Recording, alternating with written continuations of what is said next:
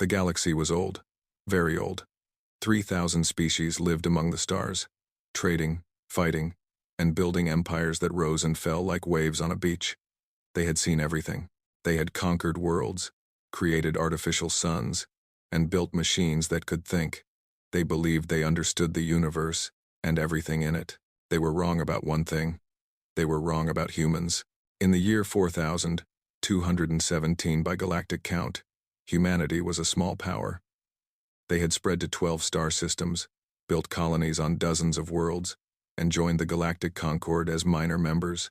Other species looked at them with mild curiosity. Humans were soft. They lived short lives. They had no natural weapons, no armor, no venom. They seemed unremarkable in every way, but there were stories. Old stories that most species dismissed as legends. Ambassador Kira Vance did not think about those stories as her shuttle descended toward Tesseron Prime. She was thinking about the peace talks. The Vreth Dominion had been swallowing border systems for decades, and now they wanted more. Kira's job was to negotiate, to find common ground, to prevent war. She was good at her job. She had spent 20 years learning to read alien body language, to understand how different minds thought, to find the words that built bridges instead of walls. She believed that any problem could be solved with patience and understanding. Tesseron Prime was a neutral world, chosen specifically because no species claimed it. The conference center was a massive dome of crystal and metal, filled with delegates from hundreds of worlds. Kira walked through the halls with her staff, nodding to allies and studying potential enemies. The Vreth delegates were easy to spot. They were tall insectoid creatures with black shells and many eyes. They moved in groups, clicking and buzzing to each other in their hive speech. Their supreme commander, a massive warrior named Vexthal, stood at the center of their group like a king surrounded by soldiers. Kira had studied the Vreth for years. They respected strength and despised weakness. They saw other species as either predators or prey. In their eyes, humans were clearly prey. The negotiations began badly and got worse. The Vreth demanded territory, resources, and submission. They laughed at compromise. They mocked the soft species who thought words could stop warriors. Vexthal looked at Kira with his many eyes and saw nothing worth respecting. "Your kind builds with words," he said.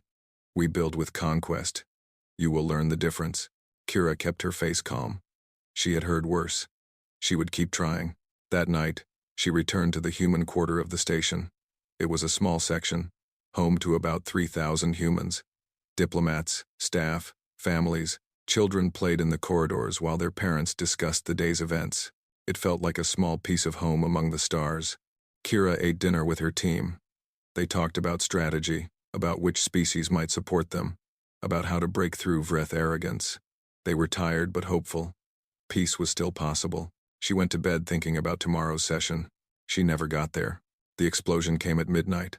Not one bomb, but dozens. Fusion charges hidden throughout the human quarter, placed by Vreth, extremists who wanted war, not talk. They wanted to send a message. They wanted to show the galaxy what happened to weak species who dared to negotiate with predators. The blasts turned everything to fire. Walls melted, air burned. In seconds, 2,400 humans died. Men, women, children. They had no warning and no chance. Their bodies left nothing but shadows burned into the walls. Kira survived by accident. She had gotten up to get water and was standing in a reinforced doorway when the blast hit. The force threw her across the room. Debris buried her. Fire passed over her, and then there was silence. She lay in the darkness for 3 days. For 3 days, Kira drifted in and out of consciousness. She was trapped under fallen metal and broken stone. She could not move. She could barely breathe. The air was filled with smoke and the smell of death. She thought about her friends, her colleagues, the children she had seen playing in the hallway just hours before. She thought about their faces, their laughter, their dreams, all gone, burned away in an instant because someone wanted to make a point. Something changed in those 3 days. Something deep inside Kira's mind shifted. The fear faded, the grief faded, the pain faded. In their place came something else, something cold and clear and vast. When rescue teams finally dug her out, they expected to find a broken woman.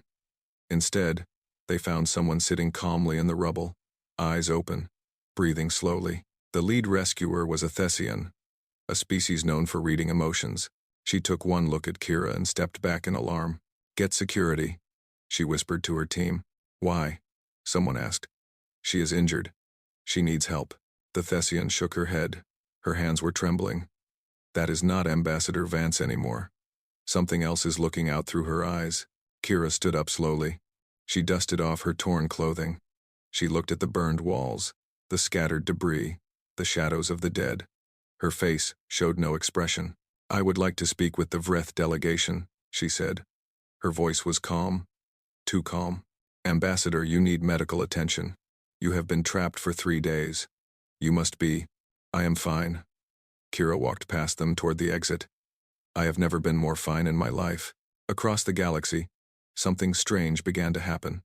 On 12 human worlds, in hundreds of cities and stations, certain people stopped what they were doing. They looked up at the sky. They felt something wash over them. Something that came from very far away but felt as close as their own heartbeat. 847 humans experienced the same dream that night. It did not matter if they were awake or asleep. The dream came anyway. In the dream, there was silence. Deep, endless silence. And then a thought rose up from somewhere ancient and buried. A thought that did not belong to any single mind. The thought said, "Enough." Those who felt it did not understand what it meant. Not yet. But they knew something had changed. Something had woken up inside them. Something that had been sleeping for a very long time. On the Vreth homeworld, Supreme Commander Vexthal received reports of the bombing. He was pleased.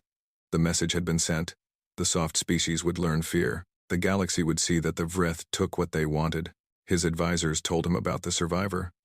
One human female, pulled from the rubble after 3 days. Psychological damage was expected to be severe.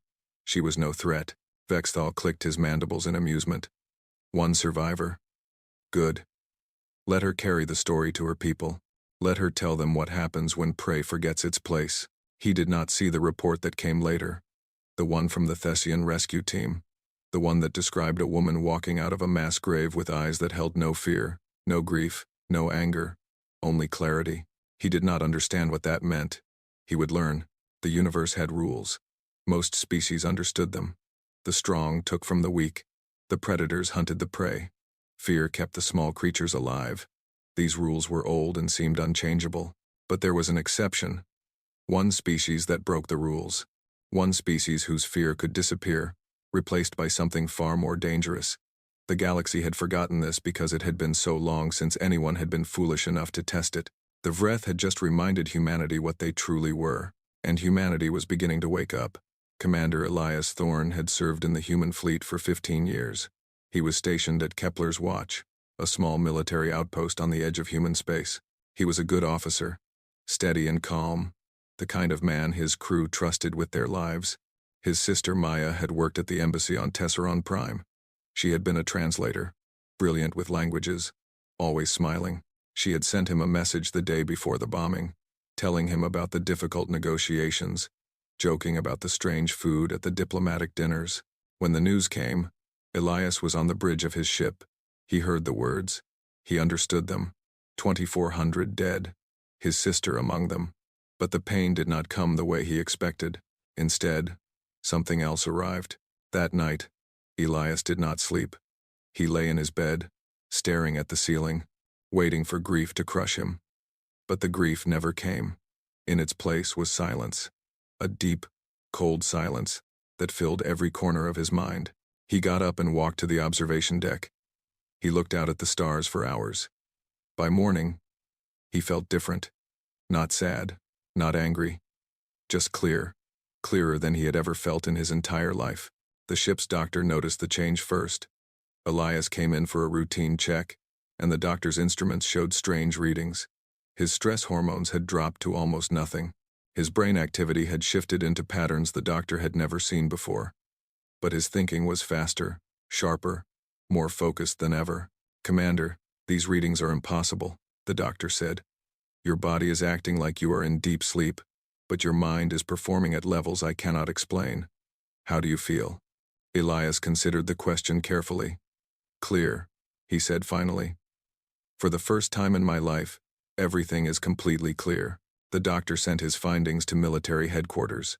Similar reports were coming in from across human space.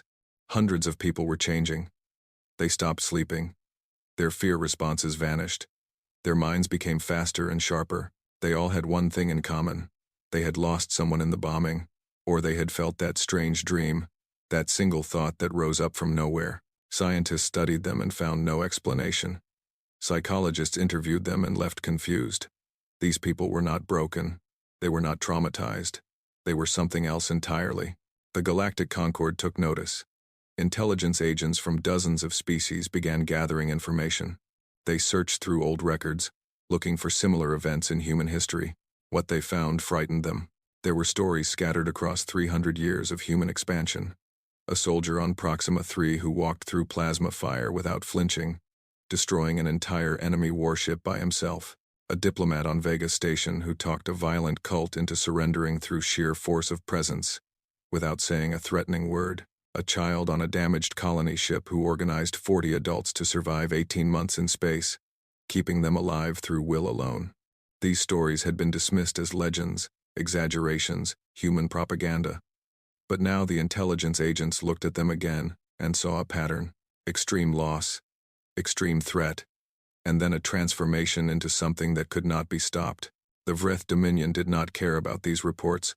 Supreme Commander Vexel had made his decision. The bombing was just the beginning. The Vrith would crush humanity completely, take their worlds, and add their resources to the Dominion. Their fleet outnumbered the human navy 200 to 1. Victory was certain. He declared formal war. Vrith ships began moving toward human space. The galaxy expected a quick conquest. Then the archivists spoke. The archivists were ancient beyond measure. They were an artificial intelligence collective that had existed for 2 million years, watching and recording galactic history. They never took sides. They never gave warnings. They simply observed and remembered. In 10,000 years, they had not broken their silence. But now they did. A message went out to every species in the galaxy. It appeared on every communication system, in every language. It could not be blocked or ignored. The message said, "We have seen the awakening before. Once. The species that triggered it no longer exists. We do not mean they were conquered. We mean there is no evidence they ever existed at all. Reconsider." The galaxy went quiet. Species that had been watching the coming war with casual interest suddenly became very nervous. The archivists never spoke. They never warned anyone about anything. What did they know about humans that everyone else had missed? On the Vrith homeworld, Vexthal read the message and laughed. His advisors were less certain. They had noticed something strange in the reports from human space. All human communication had gone silent. Not encrypted, not jammed, just silent. As if they had stopped talking to each other entirely. "They are afraid," Vexthal declared. "They know they cannot win. Their silence is the silence of prey hiding from predators." One of his advisors, an old warrior named Crixton, shook his head slowly. "Commander, I have fought many species. Afraid prey makes noise. They run, they beg, they try to negotiate. This silence is different." "Different how?" Crixton thought for a long moment. "When I was young, I hunted great beasts on the jungle moons. The most dangerous ones never made sound. They did not need to threaten or warn. They simply waited until the moment was right. Then they struck. This silence reminds me of that." Vexthal dismissed his concerns. Humans were soft, weak. They would fall like all the others. But across human space, 12,000 people had completed the change. They called themselves the Awakened, though they did not choose the name. It simply felt right. They did not need to organize or plan together. They simply knew what the others were thinking. Not through telepathy or technology. Through something older. Something that had been built into human minds long before they had words. Commander Elias Thorne stood on his bridge and felt the others in his mind. Not as voices or thoughts, but as a shared direction. A single purpose that needed no discussion. His first officer asked him about fleet movements, about strategy, about how they would defend against the massive Vrith armada. Elias smiled. It was not a threatening smile. It was almost peaceful. "We are not going to defend," he said. "We are going to go where the Vrith are, and then the Vrith will not be there anymore." "I do not understand." "Commander, they have 200 ships for every one of ours. How can we possibly? You are thinking about this wrong, Elias said gently. You are thinking about battles, about winning and losing, about survival. But we are not fighting a battle. We are simply going to end this. There is a difference. His first officer stared at him. You are not afraid at all, are you? No. Fear is for people who want to live. I would like to live, but I no longer need to. Do you understand the difference? The Vrith cannot threaten creatures who have already accepted death. They can only threaten those who are afraid to die. We are not afraid. We have nothing they can take from us. They cannot hurt us. They can only die. Across human space, the silent preparation continued. Ships moved without communication. Crews worked without orders. The awakened knew what to do without being told. They were becoming something that the galaxy had never seen. Something that existed beyond fear, beyond doubt, beyond the normal rules of conflict. The Vreth were coming with the largest fleet in galactic history. They had no idea what was waiting for them. The awakened did not hold meetings. They did not send messages. They did not plan. They simply moved together like a single organism, each one knowing their role without being told. 12,000 humans spread across 12 star systems, all connected by something deeper than communication. Scientists tried to study them. They put awakened volunteers in isolated rooms, then asked them questions that required knowledge from far away. The answers came instantly. Not through any technology they could detect, not through any method they understood. The connection simply existed. One scientist, a Teshian named Varek, spent weeks interviewing awakened subjects. He asked them to describe what they experienced. It is not like hearing voices, one woman explained. It is like remembering something you always knew, like your hand remembering how to grip. The knowledge is just there. Are you still human? Varek asked. The woman thought about it. I am more human than I was before. I have become what my ancestors were, before civilization taught us to be afraid. We forgot what we were. Now we remember. Varek included this in his report. He also included a recommendation that his own species evacuate all systems near human space immediately. The Thessian government listened. Other species were making the same choice. The Crescian warrior poets, who had never run from any enemy in 10,000 years of constant warfare, withdrew their embassy from Earth. Their farewell message was shared across the galaxy. We know death. We have courted it for 10,000 years. What lives in human eyes now is not death. It is something that makes death irrelevant. We will not fight this. No wise creature would. The Mindari Collective, a hive mind species that prided itself on understanding all forms of consciousness, sent observers to study the awakened. They left after one day. Their report was classified at the highest level, but rumors spread. The observers had touched the edge of the awakened consciousness and found something that their hive mind could not process, something that felt like staring into an endless void that was somehow also staring back. While other species fled, the Vreth advanced. Their fleets gathered at staging points, preparing for the final push into human space. Supreme Commander Vexthal gave speeches about glory and conquest. He promised his people easy victory and rich rewards. Then Ambassador Kira Vance came to visit.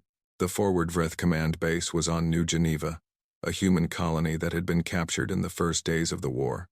The Vreth had fortified it heavily, placing their best troops and generals there. Security was absolute. Nothing could approach without being detected and destroyed. Kira walked in through the front gate. She carried no weapons. She wore simple civilian clothing. She walked past 7 security checkpoints without stopping. Guards saw her and did not move.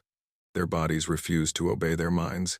Something in her presence triggered ancient instincts, something that whispered to every cell in their bodies. Do not engage this creature. Do not attract its attention. Stay very, very still. She walked into the command center where General Vrextan was planning the next offensive. He looked up and saw a human woman standing in front of him. His first reaction was rage. His second was confusion. His third, buried deep beneath his pride, was terror. How did you get in here? He demanded. I walked, Kira said simply. I have a message for the Dominion. Return our dead. Withdraw from our space. This is not a negotiation. This is your one courtesy. Vrextan stood up to his full height. He was twice her size, covered in natural armor, equipped with claws that could cut through metal. You dare threaten us? You are one soft creature. I could kill you where you stand. No, Kira said. You could not. The general ordered his elite guard to seize her. 8 of the best Wraith warriors in the Dominion, veterans of 100 battles. They moved toward her. Then they stopped.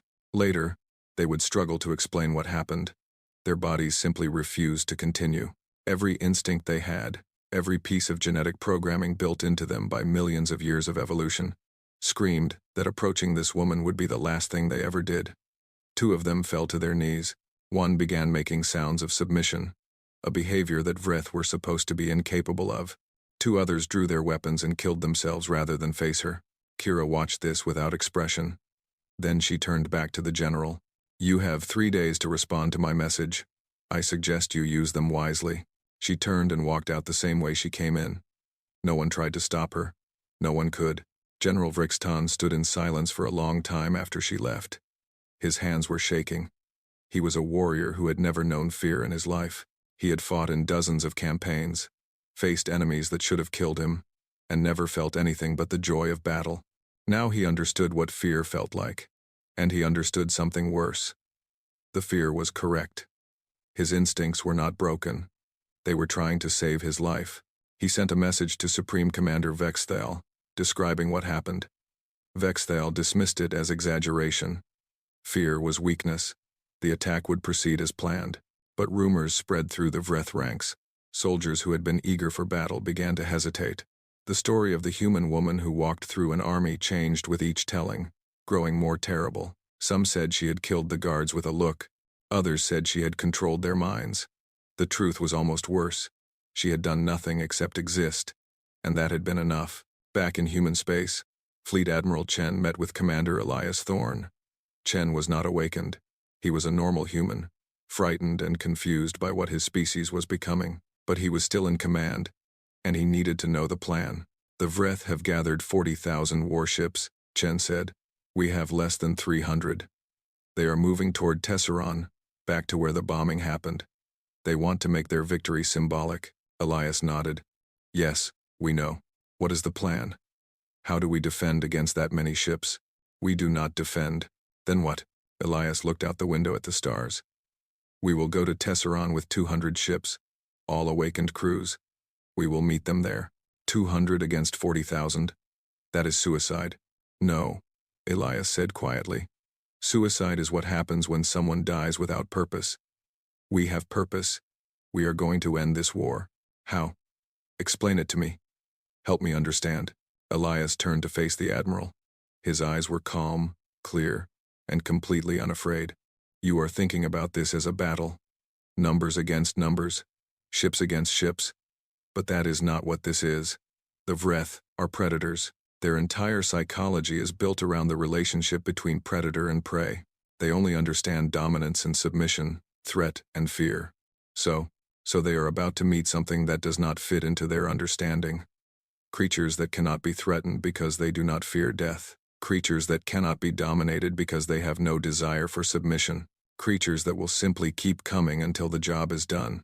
Their minds will not be able to process this. Their instincts will break. And when that happens, the battle will already be over. Admiral Chen stared at him. You are talking about breaking their minds, about destroying them psychologically. I am talking about showing them the truth. We did not want this. We would have been happy to live peacefully, to trade, to be friends. But they killed our children. They burned our people alive to make a point. And now, they will learn what happens when you wake something that should have been left sleeping. The Admiral had no response to that. He watched as Elias returned to his ship, gathering the awakened fleet for the journey to Tesseron. 200 ships against 40,000. It should have been hopeless, but Admiral Chen had seen Kira Vance's face when she returned from New Geneva. He had seen the reports of Wraith soldiers killing themselves rather than approach her. He had read the warning from the archivists, beings who had watched civilizations rise and fall for 2 million years. Maybe, he thought, numbers were not going to matter in this battle. Maybe nothing the Wraith understood was going to matter at all. The Wraith armada arrived at Tesseron in perfect formation. 40,000 warships, the largest fleet ever gathered in galactic history. They darkened the stars with their numbers. Supreme Commander Vexthal stood on the bridge of his flagship and felt the pride of absolute power. This would be the day the galaxy remembered. The day the Vreth proved their dominance over all soft species. The day humanity was crushed. 3,000 observation drones from neutral species watched from safe distances. Every major civilization wanted to see what happened when the Great Dominion faced the strange new threat. They expected a quick and brutal victory for the Vreth. They expected to watch humanity die. Then the human fleet arrived. 200 ships emerged from faster-than-light travel. They were not arranged in any battle formation. They were not flying in patterns that made tactical sense. They simply appeared and stopped, hanging in space like they had all the time in the universe. On the Vreth flagship, tactical officers reported the numbers with confusion. 200 ships, total crew estimated at 12,000 humans, against 40,000 warships carrying millions of Vrith warriors. Is this their entire fleet? Vexthal asked. No, Commander. Intelligence reports they have nearly 300 ships. They left almost 1/3 of their navy behind. Vexthal laughed. They did not even bring their full force? They are even more foolish than I thought. Open a communication channel. I want to offer them surrender before we destroy them. The channel opened. Commander Elias Thorne appeared on the screen. His face was calm, his eyes clear. He did not look like a man facing certain death. He looked like someone who had already finished a difficult task and was simply waiting for the universe to catch up. Vreth Commander, Elias said. I am speaking on behalf of the awakened. You have 3 choices: surrender, retreat, or die. These are your only options. Choose now. Vexthal's laughter filled the bridge. You threaten me? With 200 ships? Your arrogance is amusing, human. I will enjoy watching you burn.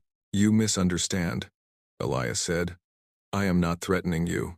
I am describing what is going to happen. You see threats because your mind cannot imagine anything else. But we are not threatening you.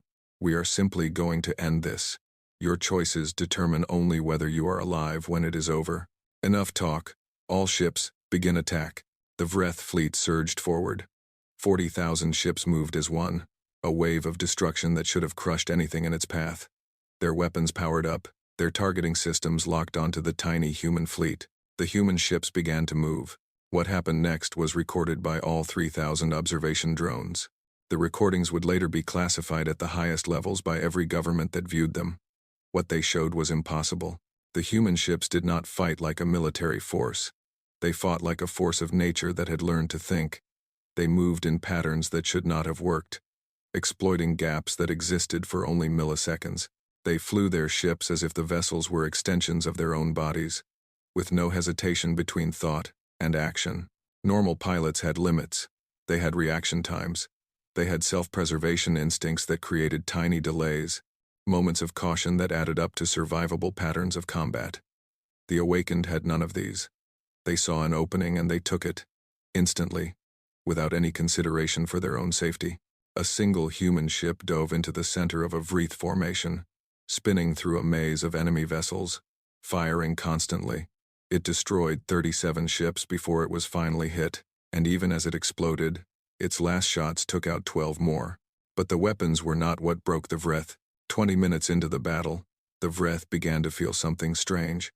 At first, it was just a whisper at the edge of their minds, a feeling they could not name. Then it grew stronger. Every Vreth ship received a transmission.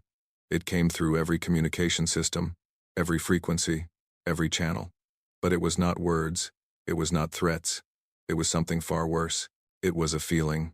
The awakened had learned to project their consciousness through subspace. No one knew how. Perhaps they had always been able to do it, and simply never had reason to try. But now, 12,000 human minds, linked together in perfect unity, sent out a single message that needed no translation. The message was the feeling of being prey. For millions of years, the Vreth had been predators. Their entire psychology, their entire civilization, was built on the certainty that they were the hunters, never the hunted. They had never experienced the terror that prey animals felt. They did not have the mental framework to process it. Now they felt it for the first time. Deep, primal, overwhelming fear. The certainty that something was hunting them. Something that could not be stopped. Something that did not care about their numbers or their weapons or their pride. Something that would simply keep coming until they were gone. The Vreth command structure collapsed in minutes. Hive mind connections that had coordinated their species for thousands of years shattered as millions of Vreth tried to disconnect from the shared terror. Ships began to flee in random directions, crashing into each other in their panic. Crews abandoned their posts, fighting each other for escape pods. Supreme Commander Vexthal screamed orders that no one obeyed. He watched his perfect fleet dissolve into chaos. He felt the fear himself, pressing against his mind, trying to get in. He was stronger than most. He held it back, but he could see the truth in his tactical displays. His fleet was not being defeated. It was being broken. Destroyed from the inside by terror that could not be fought. Retreat, he finally ordered. All ships, retreat. The Vreth fled. 40,000 ships scattered in every direction, desperate to get away from the 200 human vessels that were still moving through them, still fighting, still unstoppable. When it was over, 12,000 Vreth ships had been destroyed. 8,000 more had surrendered, their crews too broken to continue. 20,000 had escaped into deep space, many of them damaged, most of them with crews that would never fully recover from what they had experienced. Human losses, 3 ships, 14 crew members. Admiral Chen watched the final reports come in from his position far behind the battle lines. His hands were shaking. He had seen many battles in his career.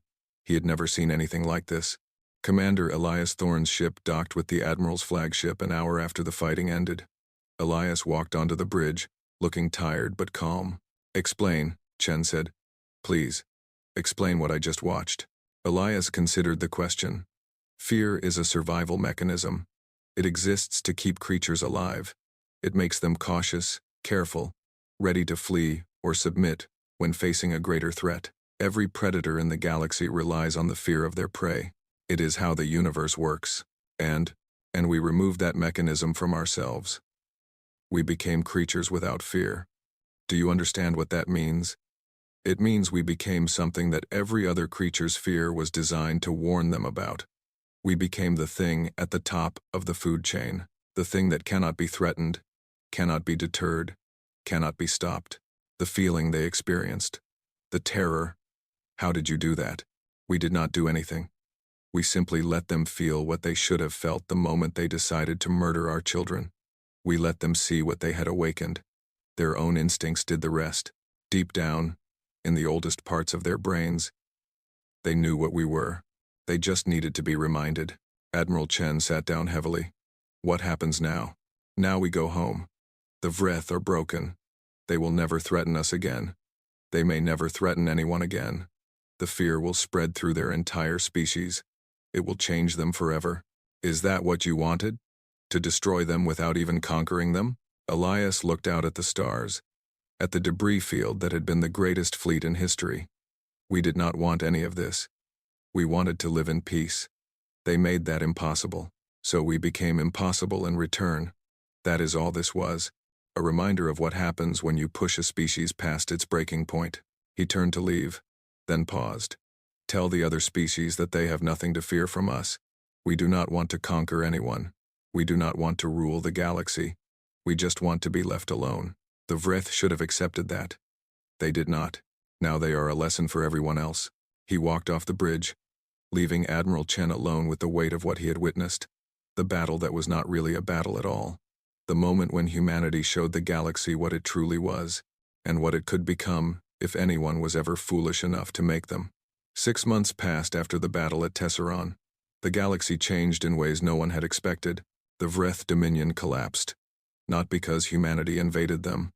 The human fleet went home after the battle and never attacked Vreth space. But the damage was already done. The psychic trauma of that day spread through the Vreth hive mind like a disease.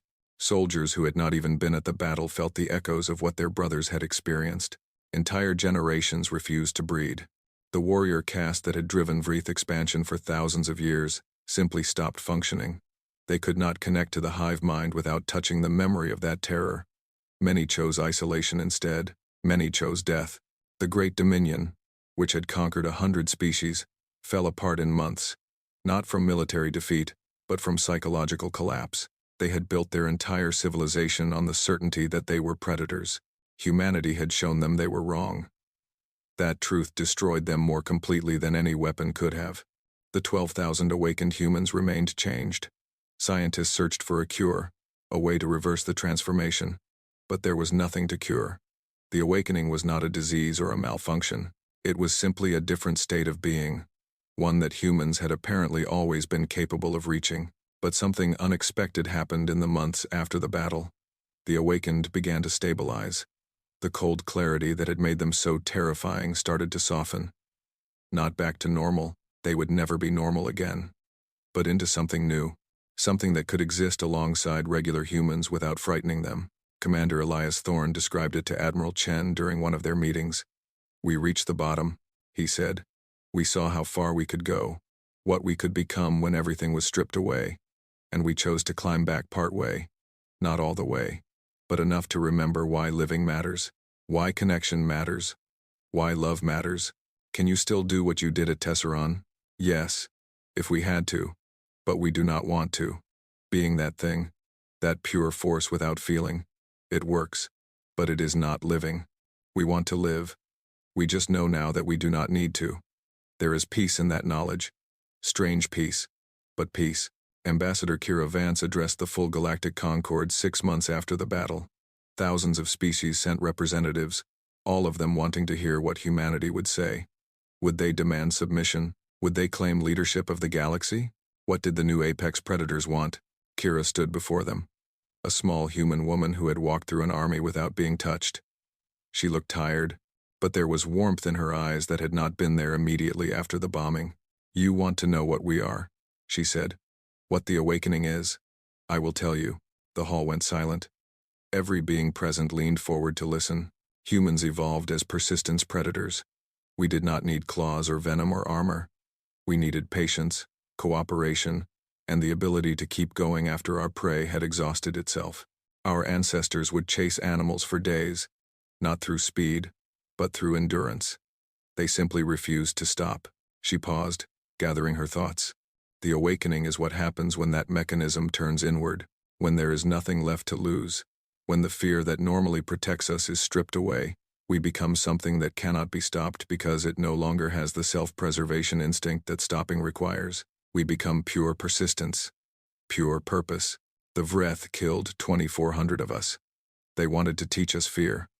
Instead, they reminded us what we were before we learned to be afraid. They woke something that had been sleeping inside us since we first came down from the trees. She looked around the hall, meeting the eyes of beings from 1,000 different worlds. "We are not proud of this. We do not threaten you with this. We are asking you to understand.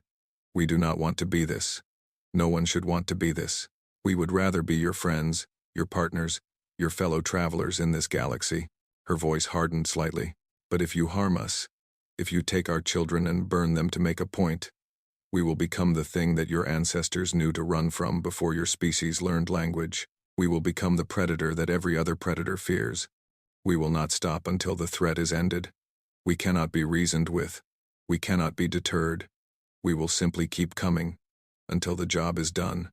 The silence in the hall was absolute. Kira's voice softened again. "We are humanity. We prefer to be kind. We prefer to build rather than destroy. We prefer to make friends rather than enemies. Please do not make us be anything else. The choice is yours. It has always been yours. We only ask that you choose wisely." She left the stage. No one spoke for a long time after. The archivists updated their records for the first time in 10,000 years. Under the entry for humans, they added a single classification, one that existed for no other species in their 2-million-year database. The classification was Apex. Below it, they added a note that scholars would study for centuries. Threat level assessment is irrelevant. This species does not threaten. It simply persists. Everything else eventually does not. On Earth, 3 months after Kira's speech, a small cafe in Geneva hosted an unusual meeting. Kira sat across from a Vreth diplomat named Vrekan. He was one of the few members of his species who had retained his sanity after the battle. He had requested this meeting, and Kira had agreed. They were drinking coffee. The Vreth did not normally drink coffee, but Vrekan had decided to try it. He found it bitter but interesting. "Thank you for coming," Kira said. "I know this is not easy for you." Vrekan clicked his mandibles slowly. Among his people, it was a gesture of deep respect. Your kind terrifies us. Even now, sitting this close to you, my instincts are screaming that I should flee. But you asked to talk instead of conquering. That is unexpected. We never wanted to conquer anyone. We just wanted to be left alone to live our lives, to raise our children, to build things and explore the stars. Your leaders made that impossible. Yes. Vrekon was quiet for a moment. My people are broken now. We may never recover. Many of us believe we deserve this. We built our entire civilization on domination and conquest. We thought it made us strong. Instead, it made us brittle. We had no way to handle a threat we could not dominate. When we found one, we shattered. I am sorry, Kira said. And she meant it. We did not want to destroy your people. We just wanted to make them stop. You succeeded. He made a sound that might have been a bitter laugh. What will you do now? With your power? Kira looked out the window at the sun setting over the mountains. The Alps glowed golden in the evening light. Somewhere in the city, children were playing. Normal human life, continuing despite everything. Now we want to make sure no one else has to become what we became. We want to use what we learned to protect others, to prevent wars instead of fighting them, to be guardians instead of destroyers. That is the only thing worth doing with this gift. Or curse. I am still not sure which it is. Vrekon considered this for a long time. Perhaps it is neither, he said finally. Perhaps it is simply what you are, and what you are has chosen to build rather than destroy. That is not something my people ever managed. We had strength, but we used it to take. You have greater strength, and you use it to protect. That is the difference between us. Kira nodded slowly. That is the choice we made. The only choice that matters. We could rule the galaxy if we wanted to. We could make everyone afraid of us forever. But that would make us like you were. And we do not want that. We want to be better. Can you be? Better, I mean. With what you have become. She smiled. It was a real smile, warm and human and full of hope. We can try. That is all anyone can do. Try to be better than they were yesterday.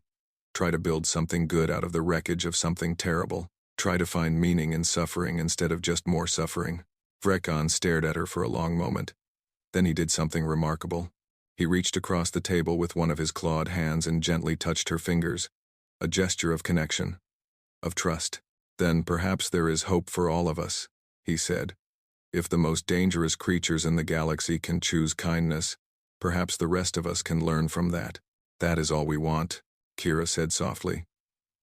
To show that strength and kindness can exist together. That power does not have to corrupt, that the choice to be good is always available, no matter how much someone has suffered or how much power they have. Outside, the sun finished setting.